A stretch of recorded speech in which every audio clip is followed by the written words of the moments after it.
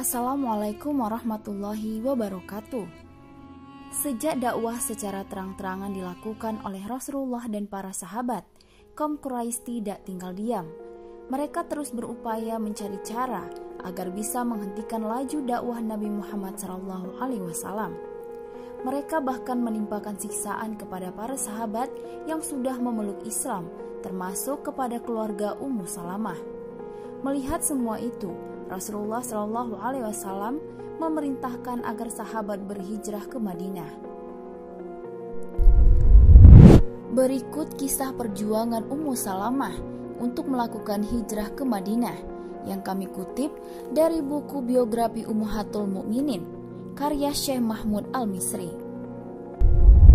Ketika sudah bertekad bulat untuk berhijrah, Abu Salamah mempersiapkan unta dan menaikkanku bersama anakku, Salamah bin Abu Salamah yang berada dalam pangkuanku.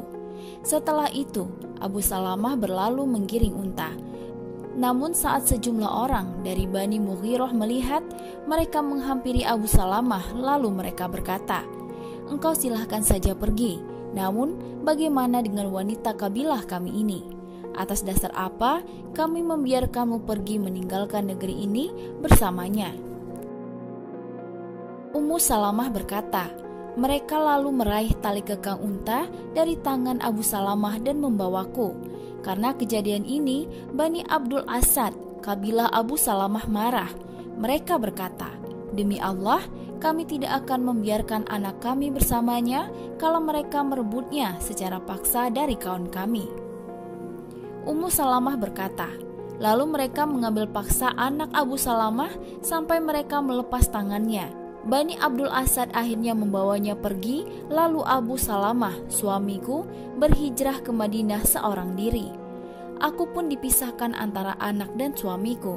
Setiap pagi, aku pergi lalu duduk di tengah padang pasir dan hanya bisa menangis, meratapi diri hingga sore hari.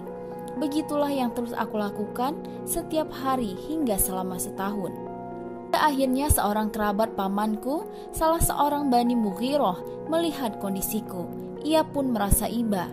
Ia kemudian berkata kepada Bani Mughirah, "Mengapa kalian tidak membiarkan wanita malang ini pergi?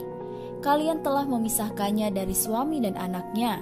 Ummu Salamah berkata, "Mereka kemudian berkata kepadaku, 'Kalau kamu mau, susullah suamimu.'" Ummu Salamah berkata, "Setelah itu Bani Asad mengembalikan anakku.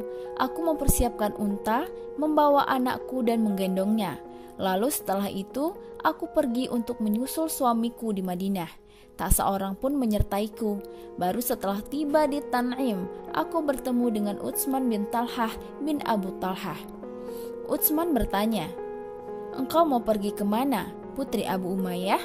Aku menyahut, "Aku hendak menemui suamiku di Madinah." "Mengapa tidak ada yang mendampingimu?" tanya Utsman. "Aku hanya didampingi Allah dan anakku ini," jawabku. Utsman kemudian berkata, "Demi Allah, kamu tidak patut pergi seorang diri." Ia kemudian meraih tali kekang unta dan pergi menuntunku. "Demi Allah, belum pernah aku didampingi seorang laki-laki Arab pun yang lebih mulia darinya." Saat tiba di tempat peristirahatan, ia menderungkan untaku. Setelah itu ia menjauh.